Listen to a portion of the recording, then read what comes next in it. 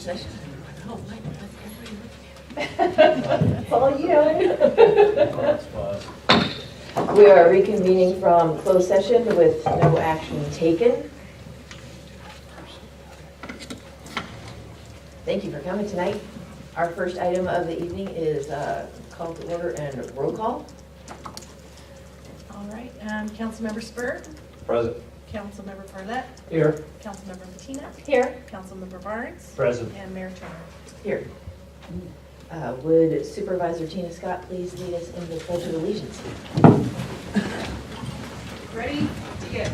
I pledge allegiance to the flag of the United States of America and to the republic for which it stands, one nation, under God, indivisible, with liberty and justice for all.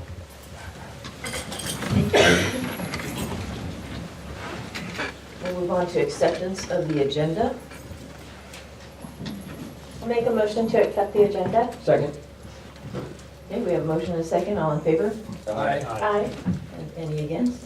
No? Great. Okay, do we have any urgency items? No. So moving on to the consent agenda. We have the waiving of the reading except by title of any ordinances under consideration. We have the minutes for the City Council regular meeting of January 2nd, 2018. Approve the warrant registers of January 5th, 2018. Adopt the proposed resolution adopting a records retention schedule and authorizing destruction of certain city records and rescinding resolution 2614.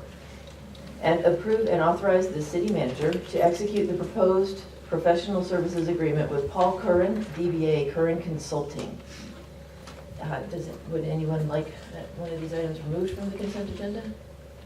No. No? Is any member of the public here to speak on any of these items? No? Okay, I'll accept a motion. Madam Mayor, I move for the approval of the consent agenda. Second. Great, we have a motion and a second. All in favor? Aye. Any against? No?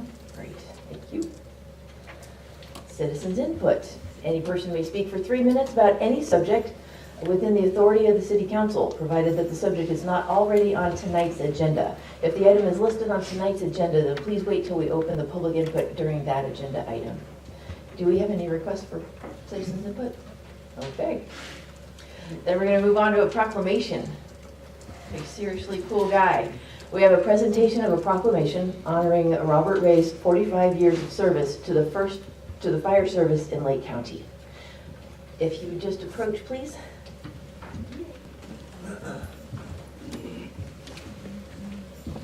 All right, this is my first proclamation. I practiced last night, so luckily you have a great name. Okay, I'm going to stand on this side so I can work some microphone. This is a proclamation of the City Council of the City of Lakeport. Whereas Robert Ray dedicated 45 years to the fire service in Lake County in multiple roles since 1972. And whereas Robert Ray was born and raised in Lakeport and grew familiar with the first responders environment at an early age, as his father was a volunteer fireman for the former City of Lakeport Fire Department. After receiving his degree from Santa Rosa Junior College, he became a volunteer for the department, and as soon as they had a full-time opening, he immediately applied and was hired. Since then, Ray has extinguished blazes and served dozens of residents within a 70 square mile radius. And whereas Robert Ray has made numerous contributions to the City of Lakeport Fire Department, and as of the 2002 annexation of the City Fire Department, the Lakeport Fire Protection District. He was the first fireman EMT2 at the department to transition to a firefighter paramedic after the department was authorized to upgrade their program to recruit and hire paramedics in the late 1980s. This was a groundbreaking approach at that time, as previously the EM2 certification was the highest level authorized by the North Coast EMS. And whereas Robert Ray took charge of EMS-related calls while his colleagues assisted in the Valley, Clayton, and Sulphur fires. And not to forget his service in Southern California, when engines from Lake County were sent to battle the 2003 Cedar fire in San Diego that killed 15 people, including one firefighter. And whereas Robert Ray has been serving the Lakeport Fire Protection District as fire captain since 1985, with a 10-year stint as assistant chief from 1989 to 1999. And now therefore be it resolved that the City Council of the City of Lakeport does hereby recognize and thank Robert Ray for his dedication to the Lakeport Fire Protection District and the citizens of the City of Lakeport, and wishes him well in his retirement.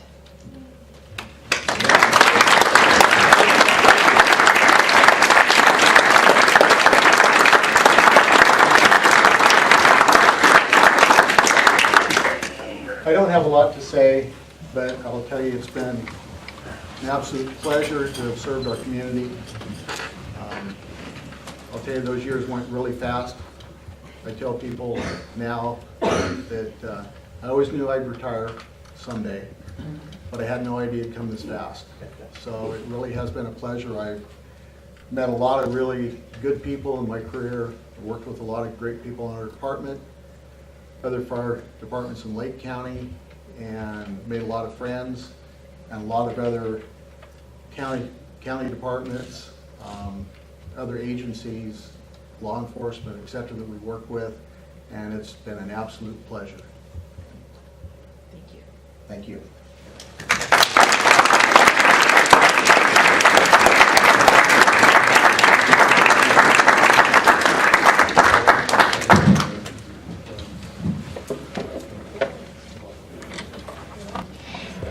We'll move on to council business.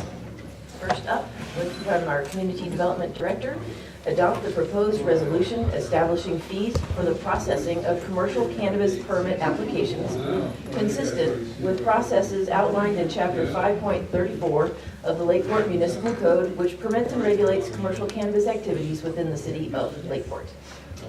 Good evening, Madam Mayor, fellow council members. As your council may or may not be aware, recently was adopted a commercial cannabis ordinance. That ordinance is set to go into effect on January 31st. That's 30 days from the adoption on January 2nd.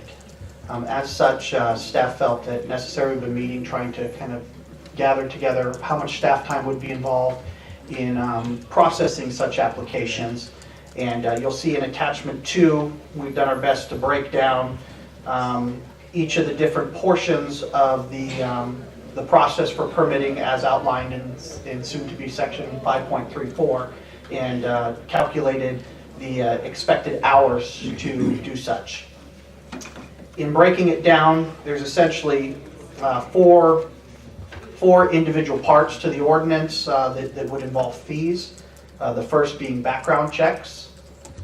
We came up with a fee of $354 per individual, and that's due to the fact that each would need to go through a live scan process.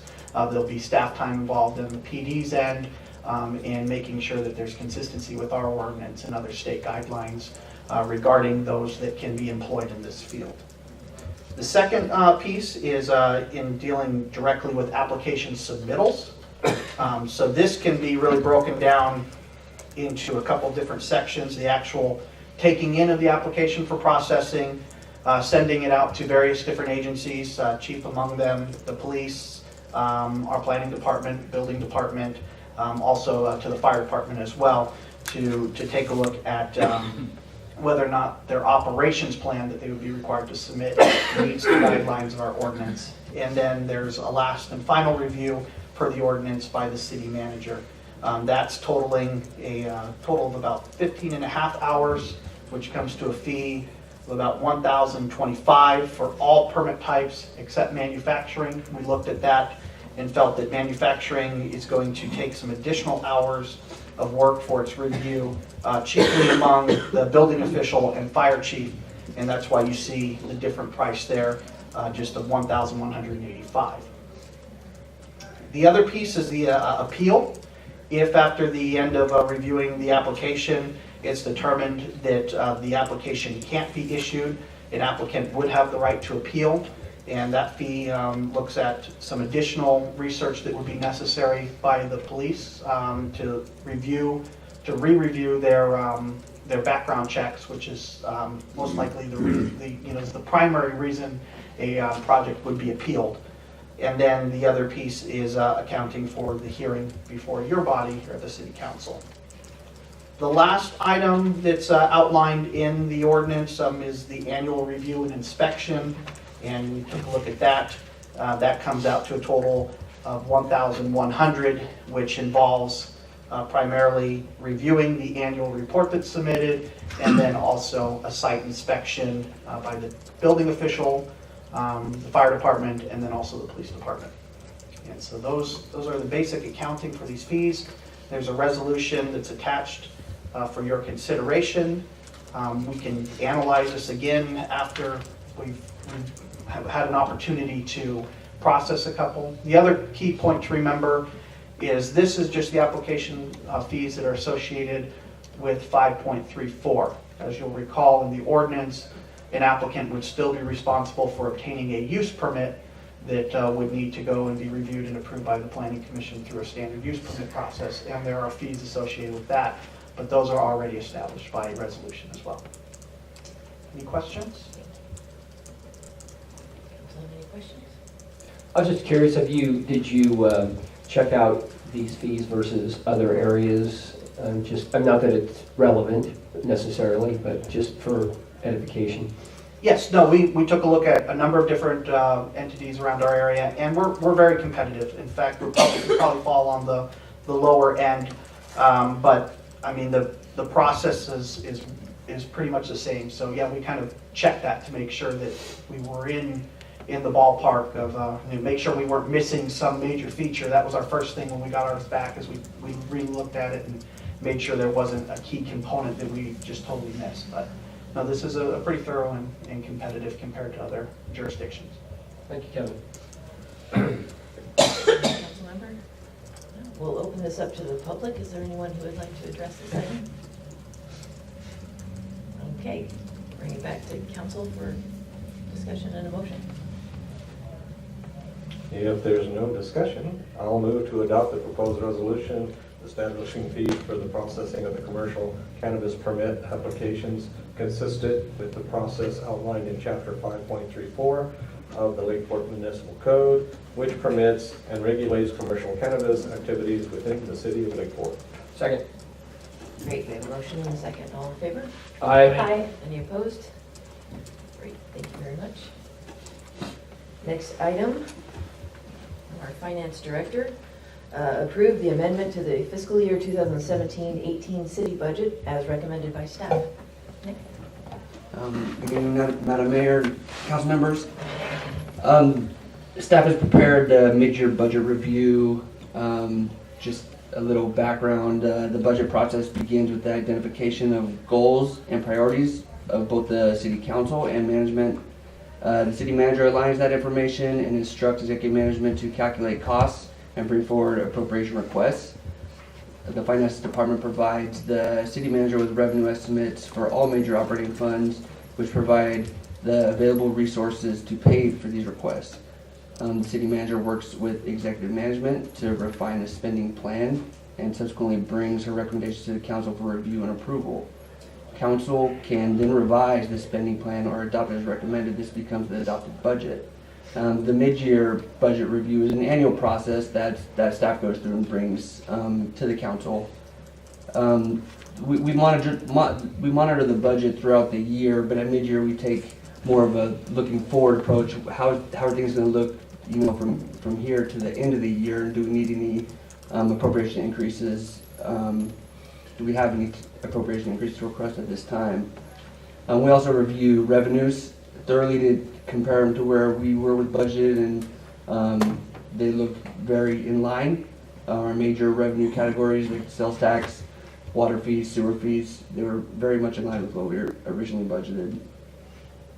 The first schedule on page 2 shows a breakdown of the appropriation increases that your council has approved to date. They affect different funds. It shows you the fund, the item, and the amount. The next, Schedule A, is a detail of basically the fund balance of what we have available for appropriation in the fund where we're asking for additional appropriations, and a breakdown of what the requests are. Since this staff report was prepared, there's been some more information that's come to light. Both appropriation increases are for the police department. The first one being a request to purchase 2 new HVAC units, and we learned that the HVAC units that we're requesting be replaced are currently included in the solar and energy efficiency project that staff's been working on. And so we're still asking for the appropriation increase of $12,000, but it's possible, depending on the timing, as we learn more on the timing of the efficiency project, we may just wait, depending on timing and costs, and just have that rolled into that project, and the appropriation wouldn't be expended. It would be financed through that whole project. I'll just add a little bit. Okay. If that's okay. If, as we suspect right now, since that was already part of the project, which I didn't know until just yesterday, if once that contract is signed, that work can be kind of pushed towards the front, then, I would just suffer through without having those units for, if we can get that done within the next year, and just suffer through without having them, because, it's gonna, I do have a temporary for one of them's the IT room, and we're renting a unit that's controlling that, so it is possible that we could wait if those circumstances work out and save that money. Because I don't want to put something in that's going to be torn out, and if it's not compatible with the energy efficient ones. That's kind of how I'm looking at it right now. The second amendment of $25,000 that's listed is for the police department to purchase new MAV units for police vehicles, which include body cameras and additional server or servers, technology, hardware, and software which will automate the process of downloading, organizing, and properly retaining video footage. In the staff report, it's listed as $25,000.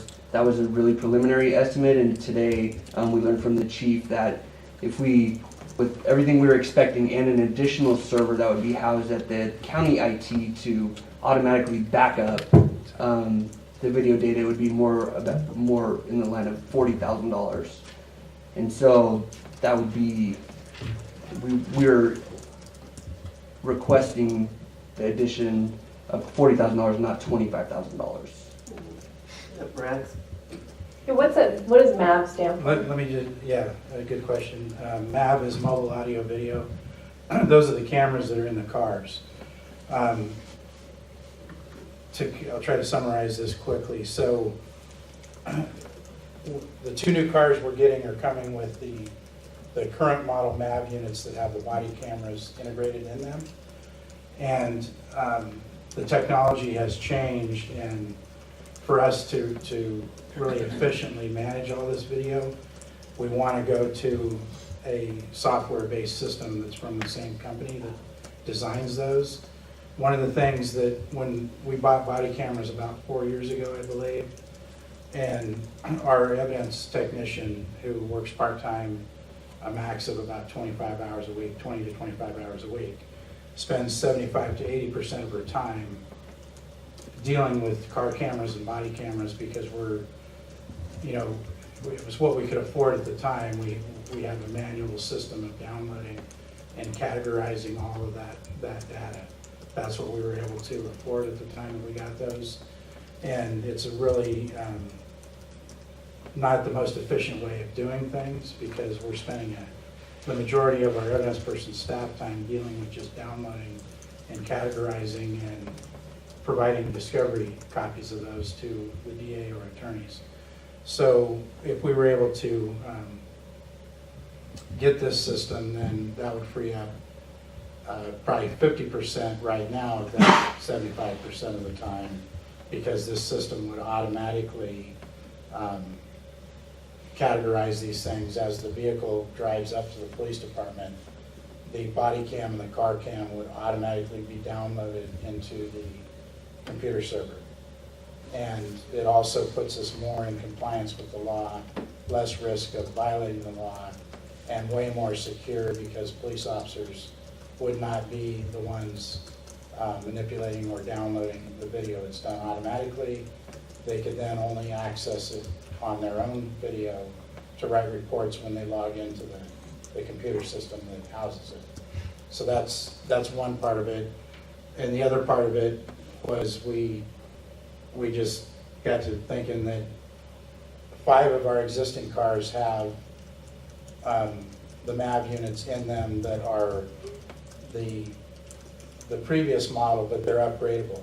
And we believe that those units still have 5 to 6 years of life in them. So the plan was going to be after another round of cars, then the next 5 cars after that, we wouldn't repurchase a MAV unit, so we save another $6,000 or so on that. We'll pull those and put them in the next additional rounds of new cars and still get life out of them. So the part of the $10,000 is to put the upgrade units and the wireless units in those existing MAV units. And then that will include a brand new body camera for that officer that would go with his car camera. And the other thing is, if we're gonna do all those things, it really makes sense to have the software to manage all that and not be trying to do a cumbersome type of way to, we'd have to figure out, a time-consuming way of, downloading that stuff if we didn't have really the right system to go with it. So hopefully that kind of explains it a little bit.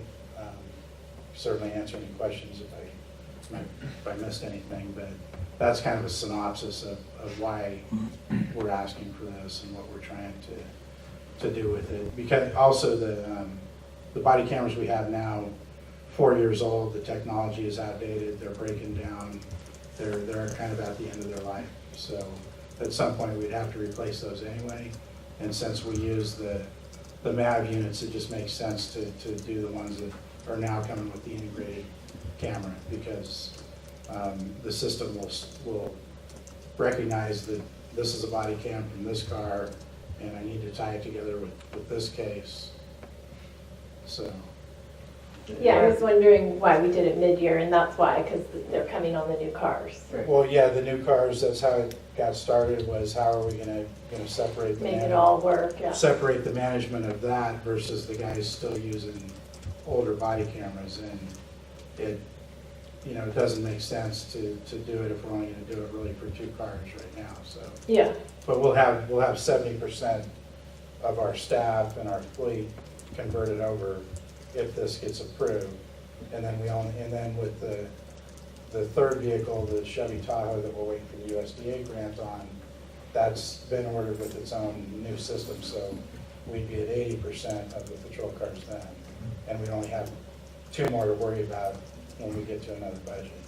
And that same person that got to download all this manually and do her input in this, she's also the evidence person too. So we're with that room and evidence because she can't have time to get to the evidence that needs to be better use of her disposed that time. she can't do. So it's creating, we either have to get somebody with more time to do that job, or we can go manually, go automated with this, and then releases her a lot more time to get the evidence portion done.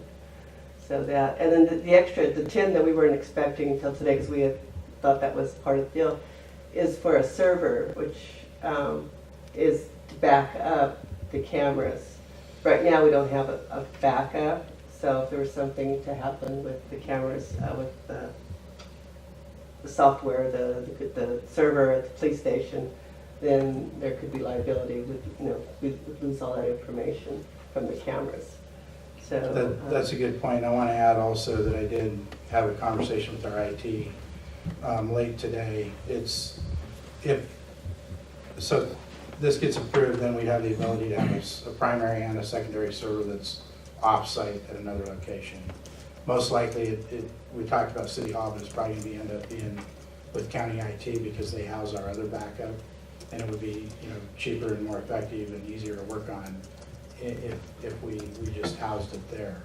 The one thing that he did say is that it's highly likely that there may be a more cost-effective way to do the backup. So part of this is a $9,000 backup server that could significantly be reduced if we find this more cost-effective way, which we're working on.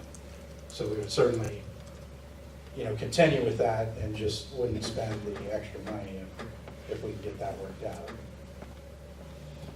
Good. So just to clarify, the cameras that you have in the cars are upgradable to the new system that you want?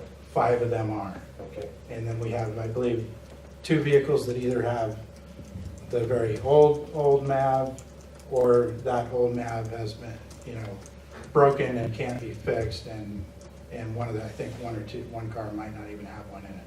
But we would have at least 2 cars that won't be ready to go on that system yet. But I'm figuring within 12 to 18 months, we can get caught up on that. And then all the body cameras that you guys have now will have to be replaced for the new system? Is that true? Well, we're still gonna use, 2 officers are gonna have an old body camera for up to the 12 to 18 months until we get caught up Okay, with those last 2 vehicles. okay. So we'll just continue on with The rest of them, downloading it the way we're doing now on those 2 cameras the body camera. until we get caught up. And then the server itself is, you don't have a backup server at all at the station itself, is that correct? We do for our network, Okay, but not for this system. And it's not a good, from our understanding, it's not the best practice to be putting all this camera footage in with your other server. It really should have a standalone right. server and a standalone backup. It shouldn't really be mixed with the other stuff. So, That is the wise thing, yes. and one other point, and I lost it now, that this software automatically, we set up the parameters on purging data that are based on our law, the city records retention schedule, and our policy, and it will automatically purge. So right now, it's a very burdensome process to purge data the way it's being stored. This will automatically, when we set up the parameters, go, okay, that was body camera footage that it's not related to a case, it's not evidence, it's going to be purged in 60 days, gone from the system. And that's going to continually keep space freed up. And then some things do have to be kept for 2 years or more, but there's a lot of stuff that we do that's going to be a 60-day purge that just is wasting space because it's never going to be needed for anything. Thank you, Chief. Nick, did you have anything? Yeah, so just to clarify, the budget adjustment that's being requested is 52,000, not 37,000. So if you approve it, that's what it would be approving. And there's just a couple other items to cover really quick. As you may recall from the report I gave on December 19th, we provided you with anticipated surplus deficits for the fiscal year 16-17, and you'll see an analysis. Well, let me go back to the budget schedule B just really quickly. So you see the increase of 37,000 under capital outlay. That'll be 52,000, and there were a couple other budget adjustments we made at mid-year, which don't increase appropriations, but are just reclassifications between operations and salaries and benefits, which were both related to the use or non-use of temporary staff budgeted line item and overtime, just reclassifying costs, budgeted costs in between those 2 classifications. So we just want to report those items to you that we're making those adjustments as well. And back to the next analysis, you'll see there we have the anticipated surpluses, the budgeted surpluses for this year, and kind of where we are with the budget adjustments that have been made and what we're requesting tonight to get us to a combined amount of available resources for consideration. And then another analysis below that showing like the total fund balance that's available for appropriation. And the reason we're providing this information is just to bring a couple other items to your attention at this time, not for your approval or disapproval, but just maybe to spur discussion or just to bring to the table. The Public Works and Utilities Department have been investigating the cost of additional office space at the corporation yard. This would allow Public Works and Utilities Administration, along with engineering, to all be under the same roof and provide efficiency in communicating and making decisions. Estimated costs of this project are $300,000, which would be shared by the general fund and the utilities fund. So in the bottom part of that analysis above, you'll see that how that cost is split and how it affects those funds, basically the reserves in those funds. And the second item, the finance department has been investigating the city's long-term position in relation to CalPERS unfunded actual liability and its other post-employment benefits, UAL. The option provided in the analysis includes an additional payment to CalPERS in the amount of close to $120,000 for the city's 17-18 UAL contribution.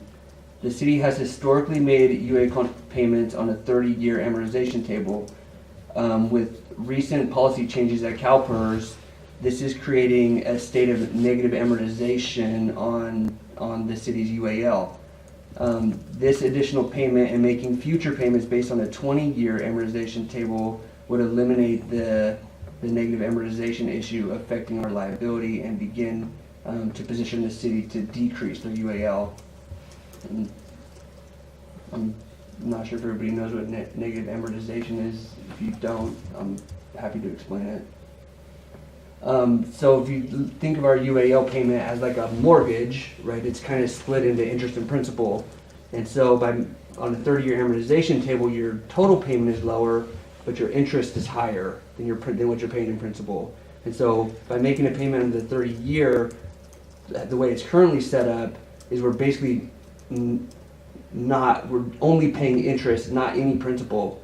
And so for like the next 5 years, the liability is actually increasing instead of decreasing, because we're just making interest-only payments essentially. And in that analysis, I prepared a thorough analysis that wasn't included in the staff report, but that's the cheapest option. If this is very interesting to the council, there are options with increased costs ranging anywhere from $120,000 up to $500,000 that we could set aside and contribute to help offset these costs and future liabilities. We're not asking to make decisions on these last two items, but we just wanted to start bringing up a couple of, issues that we'd like to talk to and work on coming agendas. Since we're talking about the budget. Thank you. Does council have any questions? I have one, just for clarification.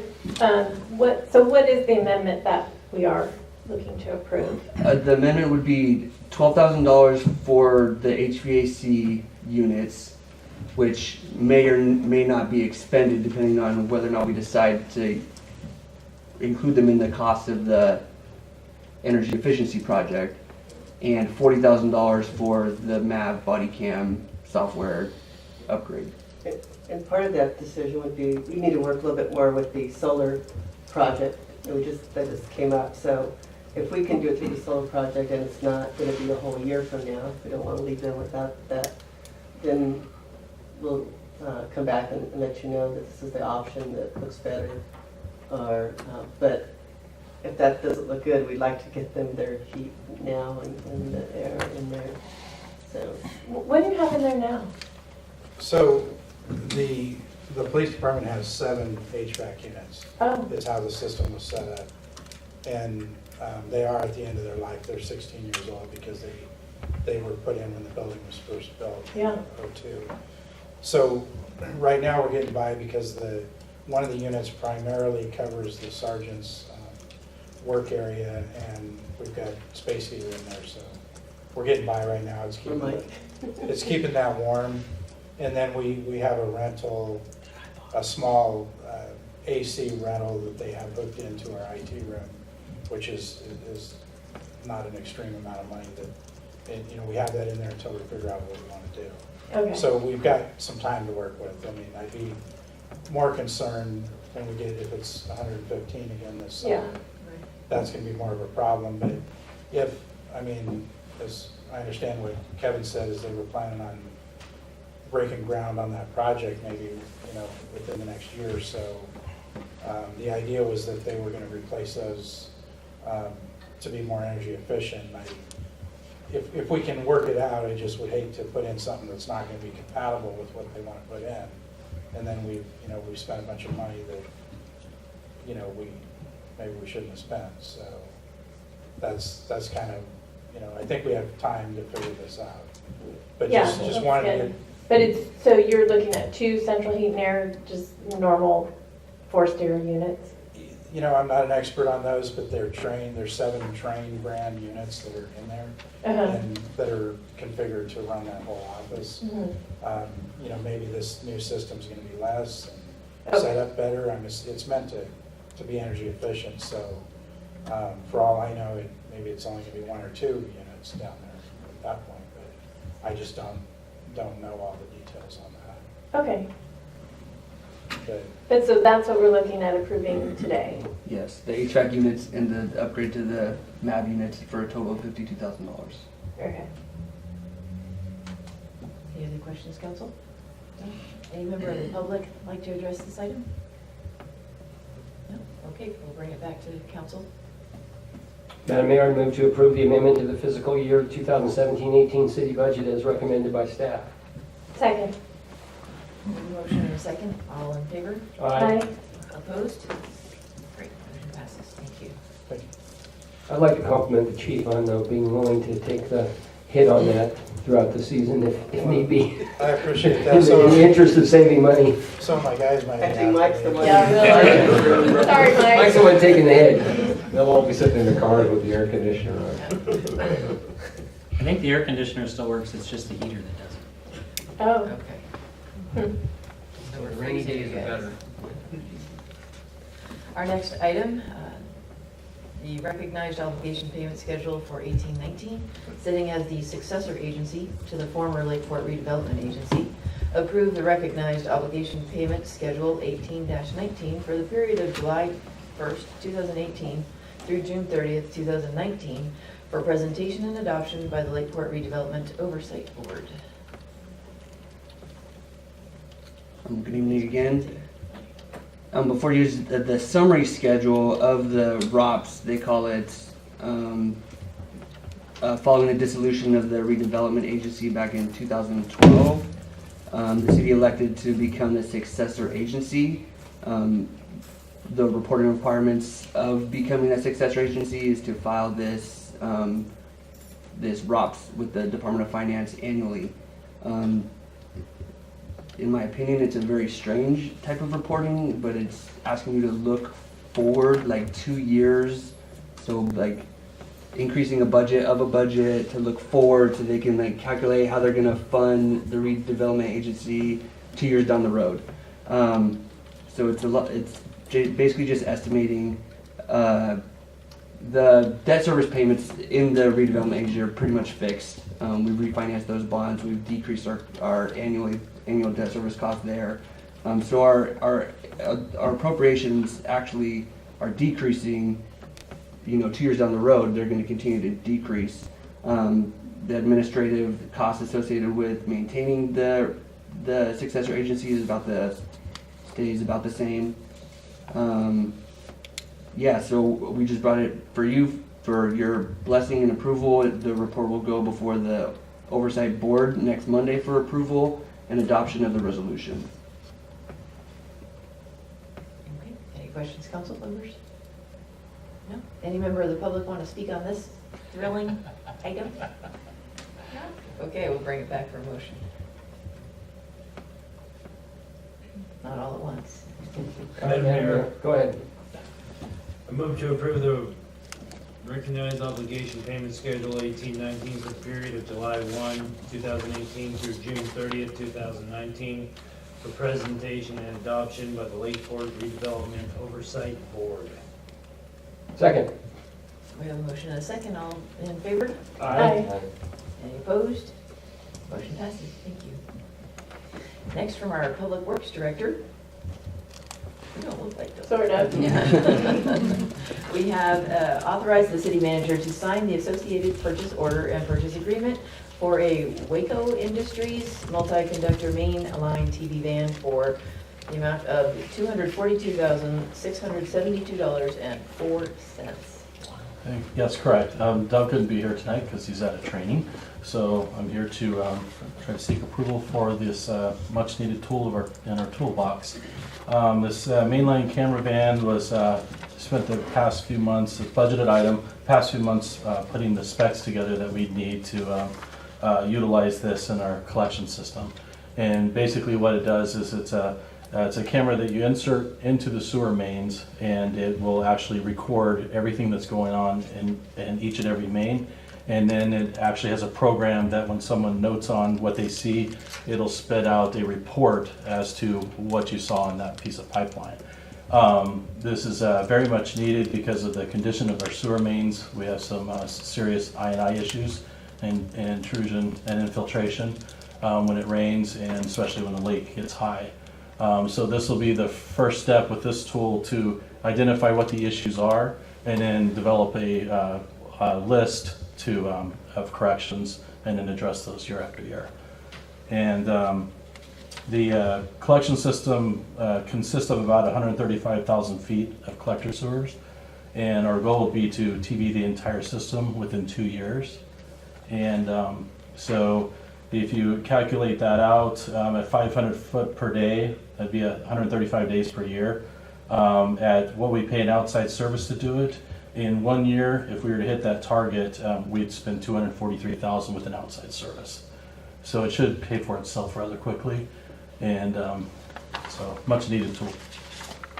Especially after last winter's, was very dangerous levels of water in our dam, so this is really going to help lower that. Yeah, the one question when I was reading this is, how many times did we use the $1,800 a day thing?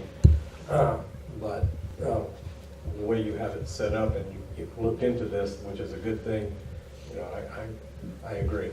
So if it was just like we use it, 5 times a year, that's, but the way you've got it set up and what you want to do with it makes sense. Yeah.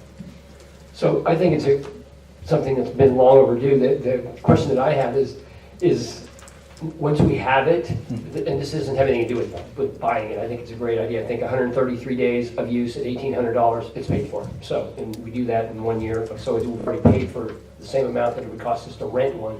The question I have is, so here you are during a rainy season, obviously you go out for the I&I and you see the infiltration and you find it. That is not the time that you're going to be able to do a capital improvement project on the sewer main, or you like map it out and then you plan the work through the spring and summer, or is it something you can do immediately? It seems to me that when the intrusion is coming in and it's coming down the streets and you got a real problem, it's like, okay, we identified it, what are we going to do about it, and when are we going to do it? Right, it depends on the issue and how severe it is. If we have like a couple hundred gallons per minute coming in from one location, then we can't wait. We're going to have to deal with the flood waters, pump it out, and make the repairs. But I think for the most part, we're going to identify several little things that contribute overall, and start making a list of those, and then going after the dry season, and then year after year we start bringing that, reducing the I&I. And the other thing that wasn't discussed here, but it's actually, is the fact that you will no longer be treating rainwater through our sewer treatment plant, so you'll be saving money every time you do a correction on an I&I. So you'll actually, is there any possibility, this is a little outrageous, but is there any chance that something like this during its downtime could be rented out to, say, the city or the county, city of Clear Lake or something like that, having a great tool like this, or is that something you wouldn't want out of your site? I probably would have a hard time letting it go. I think the county has something similar to this, but I mean, in an emergency or something, yeah, we could loan it out or rent it, but I plan on utilizing it quite a bit. And the other ideal thing is, a lot of times during emergencies, it's hard to get a camera van rented because they're dedicated out already. And in an emergency is an ideal time to have it as well, so you can see what's going on in the pipeline when you clear the blockage, and you can identify the problem. So it's definitely multi-use. Sounds exciting. Yeah.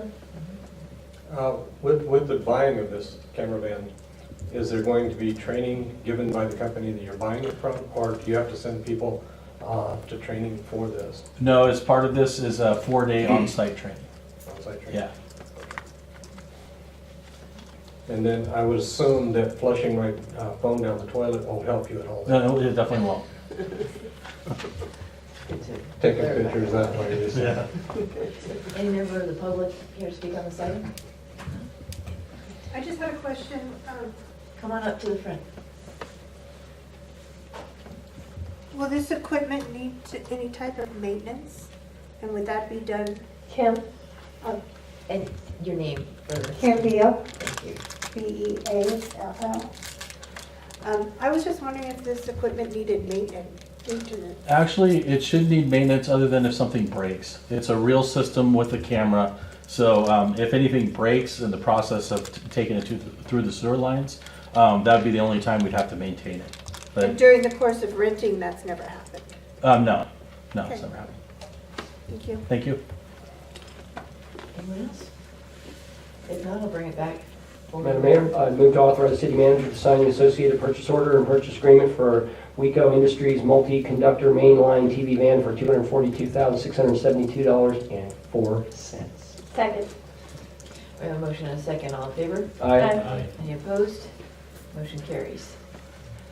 Our next item is to adopt a proposed resolution creating and affirming the City of Lakeport's city master pay schedule for all represented employee classifications and all unrepresented employees covered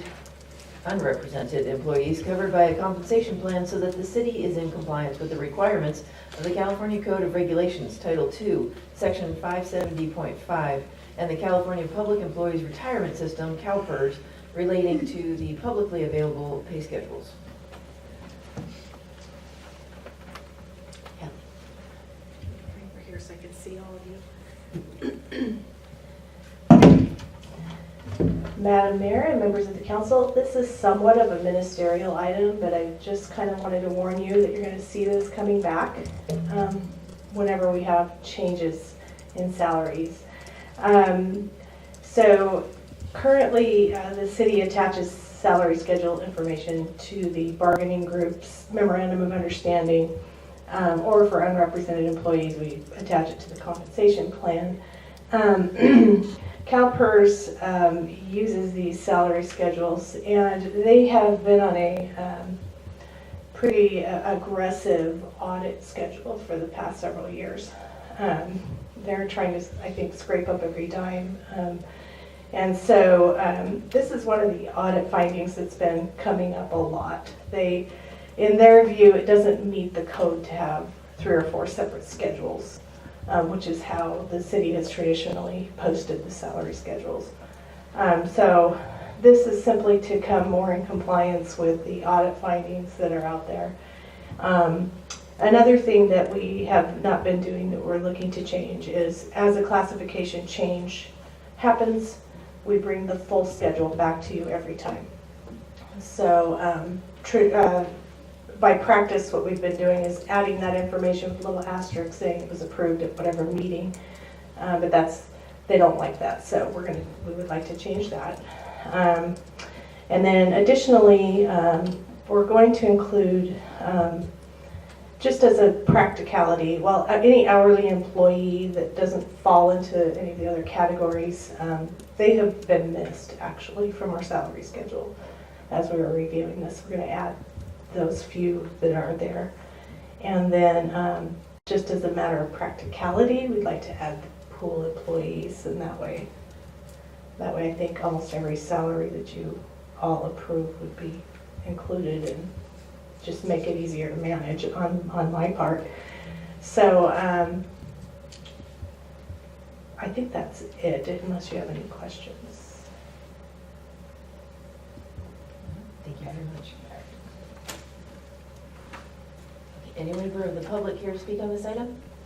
If not, I will bring it back to council. I'll make a motion to adopt a proposed resolution creating and affirming the City of Lakeport's master pay schedule for all represented employee classifications and all unrepresented employees covered by a compensation plan so that the city is in compliance with the requirements of the California Code of Regulations, Title II, Section 570.5, and the California Public Employees Retirement System relating to publicly available pay schedules. Second. We have a motion and a second. All in favor? Aye. Any opposed? Motion carries. Thank you. Moving on to City Council communications. We'll start with Margaret. Nothing further to report? No report, thank you. Great. Non-Doug? Nick? Nothing to report. Great. Chief? No report at this time. Kevin? No report at this time. Anything, Kelly? Nope, no report. Councilmember Spur? No report. Councilmember Parlett? No report. Councilmember Martina? Tomorrow's LAFCO, right? Tomorrow's APA. Me too. Oh yeah, you're not on that. I always I'm get an mixed up. alternate. You're the alternate. And then Friday I'll be in SAC for the Housing and Economic Development Committee meeting for the league. But nothing else new, nothing to report. Mayor Pro Tem? Nothing to report. As for me, I'll be in Sacramento on Thursday and Friday for community services, policy committees, and environmental quality. Other than that, I think we're good to adjourn. Thanks all for coming.